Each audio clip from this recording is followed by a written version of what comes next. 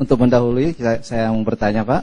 Begini Pak, dalam kehidupan keseharian, ya apalagi kita tiba-tiba misalkan ditempatkan di suatu daerah, di suatu tempat, pas masuk baru mungkin ada laporan ke masyarakat kan. Nah, baru saja mau ditanya, kamu beragama apa?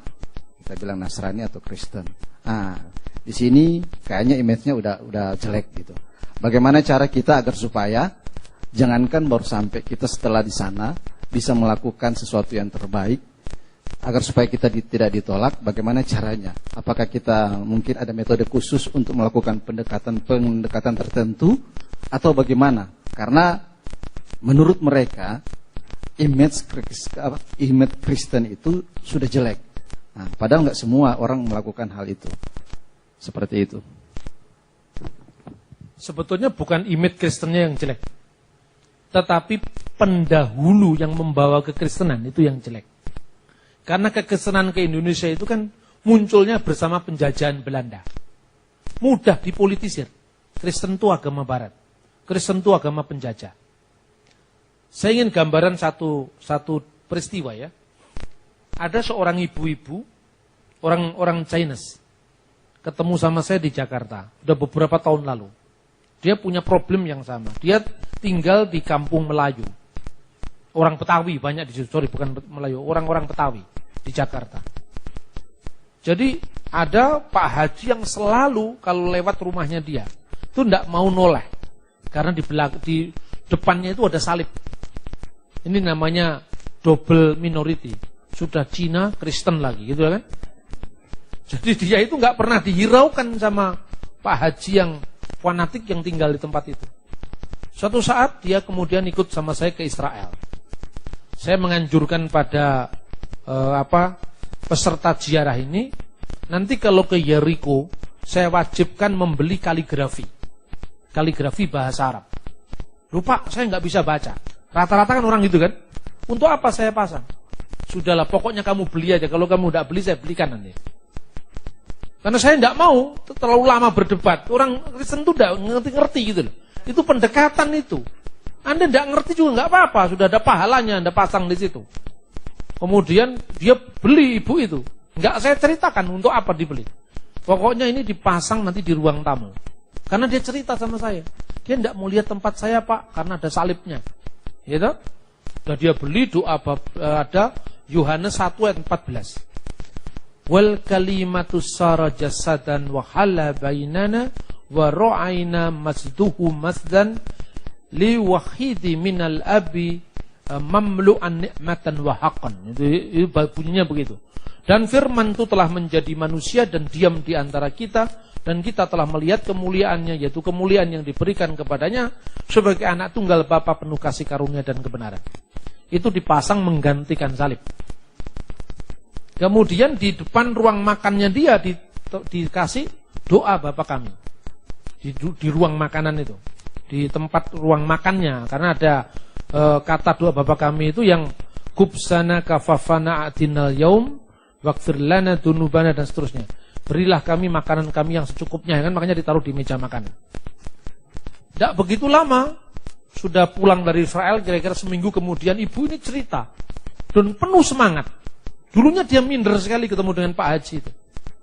Setelah itu dia penuh semangat, dia cerita, Pak Bambang terima kasih Pak. Kenapa terima kasih saya bilang? Pak Haji itu baru datang ke tempat saya Pak. Memberi selamat katanya. Memberi selamat bagaimana? Dia mengucapkan, selamat ibu kapan masuk Islamnya katanya. Karena dia tahu itu bukan ayat Al-Quran, dia langsung mengatakan, enggak Pak, saya enggak masuk Islam. Loh, ibu kenapa memasang ayat Al-Quran? Bukan Pak, ini ayat Injil. Masya Allah. Ibu beli di mana? Ini yuk hati-hati. Ini cara-cara kristenisasi yang dilakukan oleh orang-orang Kristen. Loh Pak, saya beli di Yeriko Pak. Yang jual ini orang Muslim. Ini loh fotonya katanya. Loh kok ya di foto itu coba? Itu berarti Roh Kudus bekerja toh? Itu di foto ini loh Pak yang beli Pak. Saya beli di tempat ini, dia orang Muslim Pak. Setelah itu ada komunikasi. Memang kenapa Bu kalau orang kesendisan dulu orang Arab semua Pak. Akhirnya cair. Tidak lagi dia ditolak. Ibu ini malah berani bersaksi. Selalu dia telepon saya. Kalau ditanya Allah itu punya anak bagaimana Pak? Ya, jawab saja tidak ada orang yang ngomong anak Allah itu artinya Tuhan beranak, itu tidak ada, kok primitif sekali. Tuhan itu beranak seperti beranaknya manusia, primitif sekali. Gitu loh. Kedua, kasus yang sama. Seorang teman saya, dia pemilik pabrik kancing. Jadi kancing itu kancing di Bali ini. Dia itu membuat kancing itu dari kerang, batok kelapa yang tua itu dibentuk, dibuat mesin demikian, didesain sangat indah. Itu sudah diekspor ke luar negeri. Nah, jadi yang tukang stok untuk bahan-bahan kerang, bahan-bahan batok kelapa itu biasanya orang Madura. Selama itu ya lakum dinukum baliatin, tidak pernah komunikasi, pokoknya begitu si teman saya ini mulai cerita Injil, dia langsung menghindar. Tidak mau ngomong itu. Nah, saya tahu ini obatnya orang sakit kayak ini bagaimana menanganinya. Saya suruh beli Alkitab Ibrani Arab. Itu belinya di Mesir. Di salah satu toko buku Kristen namanya Maktabah Al-Uskufiyah. Itu ada Alkitab bahasa Ibrani dengan terjemahan kata per kata bahasa Arab. Teman saya juga seperti Ibu Tionghoa tadi. Untuk apa Pak? Saya tidak bisa membaca. Memang kita harus bisa membaca baru kita bisa memiliki. Ini kalau Bapak nggak beli, belum tentu ada lagi loh. Dia beli. Setelah dibeli, waktu ini saya bilang, Bapak perlu koleksi lagi Alkitab Ibrani Indonesia, Alkitab Yunani Indonesia. Mula-mula dia tidak suka buku. Akhirnya dia beli dari LAI. Ditaruhlah di ruang kerjanya dia, tempat orang Madura tadi setor bahan kancing. Begitu dia lihat ke depannya, dia mulai nanya, loh ini Pak, ini buku apa ini? Al-Quran? Bukan Al-Quran ini. Ini Injil. Masya Allah, ini Injil? Iya ini Injil. Kok bahasanya Arab? Loh memang orang-orang Arab di sana banyak yang Kristen. Baru tahu saya Pak, kalau Arab itu ada yang Kristen. Terus dia nanya, kalau yang ini bahasa Ibrani. Bahasa Ibrani itu bahasanya Nabi Musa. Ada komunikasi. Beberapa orang Madura di situ minta dibaptis akhirnya. Orang itu kan membayangkan kekristenan itu kan karikatur, bayangan mereka sendiri yang tidak real pernah terjadi. Jadi jangan Anda tidak hanya cukup bicara dengan mulut. Karena apa? Itu tidak menolong. Kami bukan orang kafir. Kami untuk apa? Tunjukkan sesuatu yang membuat dia mikir sendiri. Dan Anda pura-pura nggak tahu saja kalau ditanya. Saya nggak tahu ini hadiah dari teman saya. Coba Bapak baca. Dia pasti jarang bisa baca tapi nggak tahu artinya. Terus kemudian jelaskan bahwa itu Alkitab. Ini hal-hal yang sepele saja. Tapi intinya jangan, kan banyak orang barat itu yang salah dalam menginjil kan. Nyebarin traktat orang turun dari bis itu kan tidak menghargai orang seperti itu. Orang belum kenal dikasih traktat. Jadwal sepak bola tapi isinya Injil. Ya itu nggak bagus lah. Karena apa? Kita menjadikan orang lain jadi objek. Tidak menghormatinya sebagai sesama subjek. Kita membina hubungan baik, pasti orang tidak marah. Tetapi kalau belum kenal, kita langsung sudah terima Yesus. Nah, ini kamu itu ngapain? Nanya-nanya itu nanya yang lain apa nggak ada bahan gitu loh. Benar nggak? Ini yang membuat kekristenan yang agresif seperti ini, yang membuat kekristenan ditolak. Kedua, baju Eropa kita ini mesti kita tanggalkan. Mahatma Gandhi itu seorang pengagum Kristus. Masa mudanya Gandhi itu justru disemangati oleh ajaran khotbah di atas bukit sampai dia melahirkan ajaran yang namanya ahimsa, menolak kekerasan. Itu ajarannya Gandhi. Gandhi ini masa mudanya sangat diinspirasi oleh khotbah di atas bukit. Kenapa dia tidak menjadi Kristen? Suatu hari pemuda Gandhi itu mengunjungi gereja orang kulit putih. Baru sampai di halaman gereja, dia dihentikan. Anda mau kemana? Saya mau ke gereja. Karena saya tahu di sini nama Kristus diberitakan. Sorry Tuhan, karena gereja ini untuk orang kulit putih, bukan untuk orang kulit hitam seperti Anda. Ini gereja Inggris ini. Marahlah Gandhi dan dia mengatakan, saya menerima Kristusmu, tetapi saya menolak kekristenanmu. Sampai akhir hayatnya, Gandhi tidak menjadi Kristen. Tetapi dia berusaha sekuat tenaganya untuk menerjemahkan nilai-nilai Kristen dalam kehidupan politik India. Dan dia mengatakan, hai penginjil-penginjil, engkau sibuk bercerita tentang Yesus Kristus. Engkau berkhotbah tentang Yesus itu kasih. Tetapi saya berusaha seumur hidup saya untuk menerapkan ajaran kasih itu dalam kehidupan orang India. Kalau kamu hanya bercerita tentang Yesus itu kasih, saya berusaha sekuat tenaga menemukan cara bagaimana mewujudkan kasih Kristus di tengah-tengah orang India. Malu kan kita seperti itu. Makanya kita ini kadang-kadang terlalu western minded. Semua kita contoh dari barat. Semua kita contoh dari barat. Akhirnya apa? Akhirnya kita tercabut dari akar budaya kita yang Indonesia. Saya pikir itu ya. Jadi mungkin ini bisa menginspirasi. Bagaimana langkah awal membina hubungan baik. Tunjukkan kalau Kristen itu bukan seperti apa yang mereka bayangkan. Tunjukkan Kristen itu adalah ramah dengan semua orang. Bahkan kalau untuk kasus-kasus seperti itu, sekarang ini kan eranya lebih mudah. Saya beberapa orang ketemu dengan orang Indonesia yang studi di Al-Azhar ketika saya masih kuliah di Mesir. Dia mau ngambil studi tentang Kristologi di sekolah Islam. Dia minta tolong sama saya. Di mana Mas saya bisa menemukan buku-buku Kristen? Berapa tahun kamu di Kairo? Sudah 7 tahun. 7 tahun kamu gak ngerti toko buku Kristen? Ayo saya ajak. Sampai di toko buku Kristen itu, seluruhnya kan memang Arab, dia bahasanya Arab. Dia beli buku-buku yang lain. Nah, sampai di rumah, sebelum dia pulang ke Indonesia, dia nginep di apartemen saya. Saya bawakan lagu-lagu rohani bahasa Arab. Terus saya goda dia. Kan saya tinggal di lantai 3. Di lantai pertama itu yang punya rumah, lantai kedua juga yang punya rumah, baru lantai ketiga itu saya sewa, flat itu. Otomatis kalau dia naik ke lantai 3, karena manual tidak ada liftnya, maka dia mesti lewat tuan rumah yang orang Kristen Koptik gitu. Orang Kristen tapi Kristen Arab.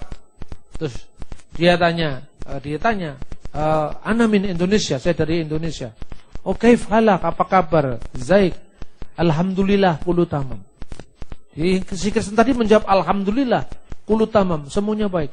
Dia tanya, Mas, itu orang Islam? Enggak, Kristen itu.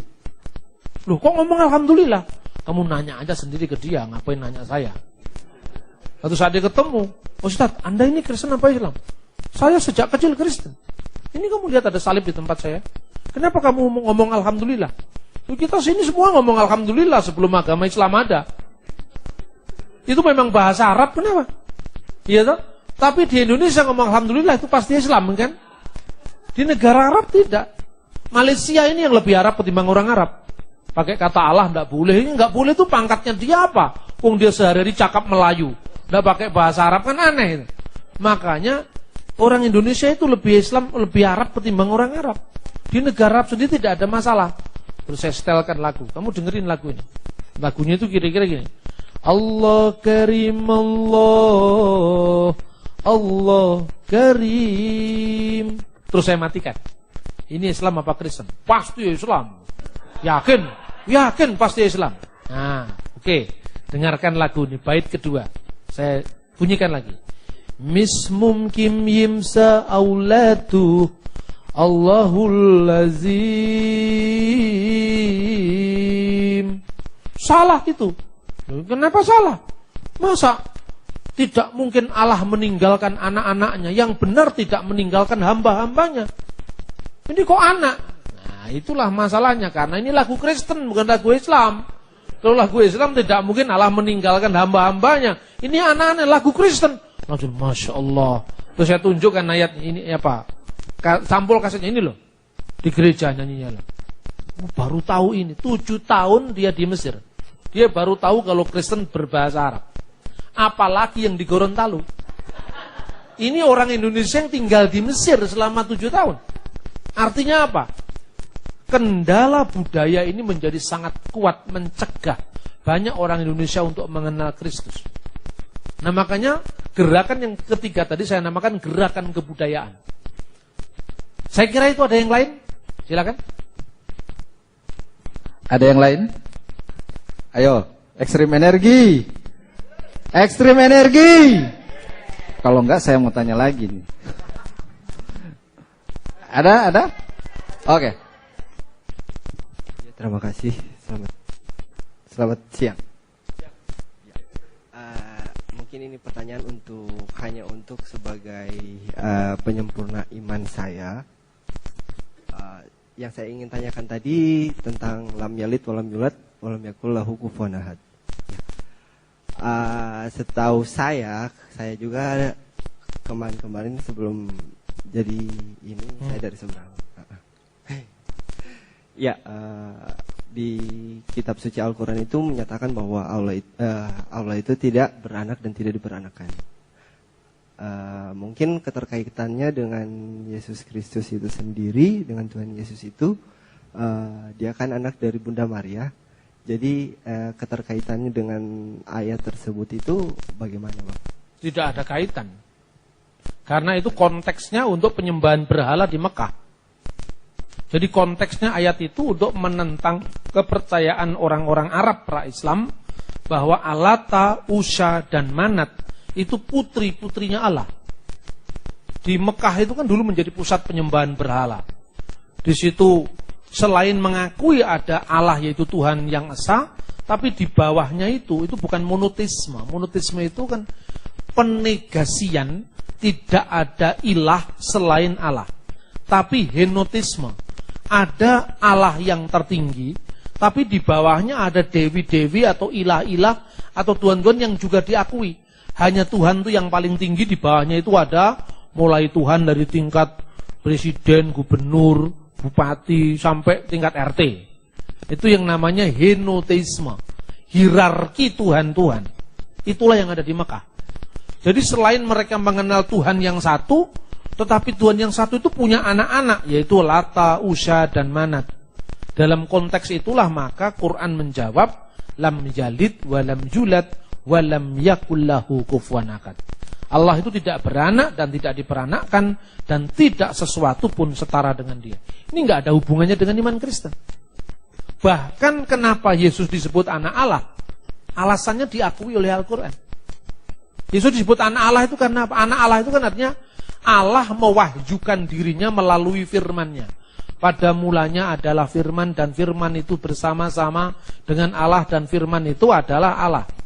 Ia sejak semula bersama dengan Allah, segala sesuatu dijadikan oleh dia. Jadi Allah menjadikan melalui firman-Nya kan, kun fayakun. Jadi maka jadilah. Berarti firman ini Allah menciptakan. Melalui firman Allah menciptakan. Dan tidak ada sesuatu pun yang jadi dari segala yang telah dijadikan. Ayat 14, dan firman itu telah menjadi manusia. Dan diam di antara kita, kemanusiaannya tinggal di antara kita. Dan kita telah melihat kemuliaannya, yaitu kemuliaan yang diberikan kepadanya sebagai anak tunggal Bapa. Jadi ini kata kiasan, bukan anak dalam pengertian beranak, penuh kasih karunia dan kebenaran.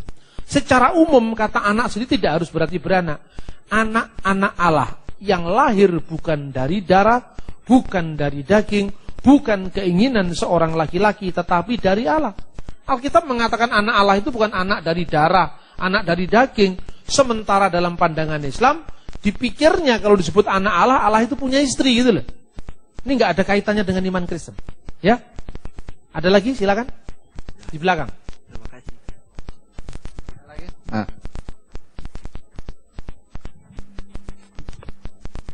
Terima kasih atas kesempatan yang diberikan. Ini merupakan pertanyaan sepele ya. Beberapa hari lalu saya nonton film 99 Cahaya di Eropa. Di situ diceritakan tokoh film itu berkunjung ke Museum Louvre gitu.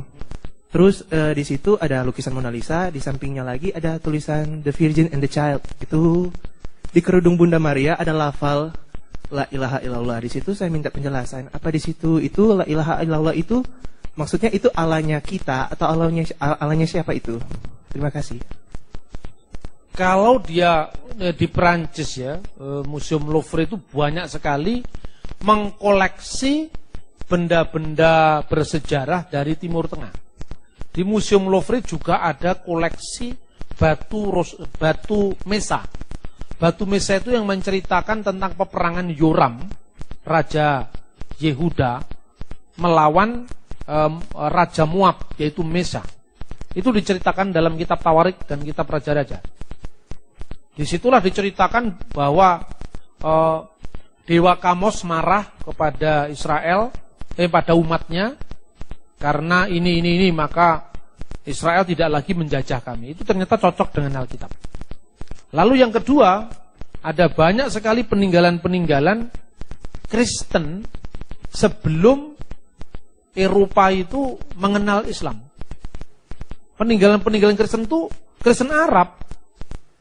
Jadi kalau ada Maria berkerudung, ada la ilaha illallah, itu tidak aneh, karena la ilaha illallah itu ada di Alkitab kok. Di 1 Korintus pasal 8 ayat 4 itu ada la ilaha illallah. Wa alla ilaha illallahul ahad. Dan tidak ada ilah lain kecuali Allah yang esa. Walana ilahun wahidun. Bagi kita hanya ada satu Allah. Wa huwa Allahul abi alladhi minhu kullu syai'in wa ilaihi narji'un. Bagi kita hanya ada satu Allah, yaitu Bapa, yang olehnya telah yang darinya telah diciptakan segala sesuatu. Wa rabbun wahid, dan satu Tuhan, wa huwa Yasu'al Masih alladzi bihi kana kullu syai'in. Itu Alkitab. Jadi kalau ada la ilaha illallah ya wajar tuh dari 1 Korintus, enggak ada kaitannya dengan Islam. Baru kalau ada Muhammad Rasulullah itu baru Islam. Enggak ada Muhammad Rasulullah di situ, itu Arab Kristen itu. Itu kemungkinan saja itu adalah gambarnya Bunda Maria dari Konstantinopel atau dari Mesir atau dari gereja Maronit. Ya tapi karena orang Indonesia itu kagetan, ya itu tadi yang bikin film nggak ngerti Kristen Arab itu. Jadi missing link gitu loh. Missing link. Nah Kristennya juga gitu, dia tidak mau membatasi, dia hanya membatasi Kristen dari budaya Eropa. Akibatnya kalau ada orang yang mencuri kayak gitu itu kan mencuri gagasan itu. Dianggapnya, wah ternyata Bunda Maria itu seorang Muslim. Itu kan aneh. Wujud Bunda Maria Islam belum ada kok seorang Muslim. Ada saya jadi moderator di Nur College Masjid. Waktu itu datang seorang guru besar Islamologi dari Universitas Hamburg, namanya Profesor Olaf Suman. Saya itu muridnya beliau. Nah, jadi seorang Kristen, tetapi dia ahli Islamologi. Orang-orang Kristen yang ahli Islamologi itu yang dihormati di dunia Islam. Islam itu kan sangat menghormati intelektual. Makanya saya ini menaruh jalur intelektual seperti itu. Saya datang ke sana, diminta jadi moderator sama para Madinah. Pembicaranya Cak Nur Islam, Kristennya yang ahli Islam itu Profesor Olaf Suman. Ya, kemudian ada orang bertanya, audien bertanya. Jadi nabi-nabi itu semua agamanya Islam. Jadi Nabi Isa itu sebetulnya Islam, makanya ada buku judulnya Jesus the Prophet of Islam. Yesus itu nabi umat Islam. Bagaimana tanggapan Kristen? Sang profesor ini bicaranya santun juga kan? Jadi Islam itu pengertiannya bukan sebagai kata benda, tapi kata sifat. Apa arti Islam? Islam itu kan berasal dari akar kata salam, aslam, muslim, muslimin, al-islam. Jadi Islam itu dari akar kata berserah diri kepada Tuhan. Jadi setiap orang yang berserah diri itu Islam. Yesus disebut Islam itu berserah diri, betul. Sampai mati di kayu salib itu kan berserah diri. Itu Islam yang se-Islam-Islamnya. Tapi bukan berarti beragama Islam. Gitu loh. Nggak ngerti-ngerti juga. Tetap dia mengatakan Yesus itu agamanya Islam. Pak Olaf tidak menjawab secara tuntas. Sebagai moderator kan saya masih punya hak untuk ngomong sana sini kan. Saya kasih gambaran. Di Pare, Jawa Timur, di dekatnya kota Kediri, ada paguyuban kebatinan. Kelompok kebatinan. Kelompok kebatinan itu suka batin. Jadi kalau utang pun dibatin. Ya kan, kelompok kejawen itu. Kelompok itu namanya Paguyuban Sumarah. Sumarah itu bahasa Jawa, artinya submission to will of God. Berserah diri kepada kehendak Tuhan. Arabnya Sumarah itu ya Aslam, Muslim. Jadi itu kalau diterjemahkan dalam bahasa Arab, Paguyuban Muslim. Jadi setiap orang yang menjadi anggota itu syaratnya harus sumarah kepada Allah. Sumarah itu adalah submission to will of God tadi. Jadi intinya, nabi-nabi itu sumarah kepada Tuhan apa tidak? Sumarah. Semua nabi-nabi. Ambillah anakmu yang tunggal itu, bawalah ke tanah Moria, sumarah, dia menyerah. Itu wis Kak, nyaris dikorbankan, ya kan? Itu kan berserah diri. Pertanyaannya, apakah Abraham adalah penganut paguyuban sumarah di Pari? Kan tidak, artinya kan Islam itu, ya kan? Nama sumarah itu kan submission, berserah diri. Apakah berarti gara-gara ada paguyuban sumarah, Abraham, Ishak, Yakub, Yesus itu termasuk penganut paguyuban sumarah? Paguyubannya baru muncul tahun 1932 kok. Abraham hidup tahun 2000 sebelum Masehi gitu loh. Saya ngomong telak gitu langsung dia diam. Iya toh? Kadang-kadang kita memang ngomong eksplisit tapi halus. Jangan kasar, itu ada seninya. Bagaimana ngomong tegas tapi tidak kasar. Saya kan nggak kasar kan? Saya ngomong, bukan berarti Abraham penganut paguyuban sumarah. Mereka sendiri kan jengkel loh. Sialan bisa aja jawabnya kan itu kan? Gitu loh kira-kira.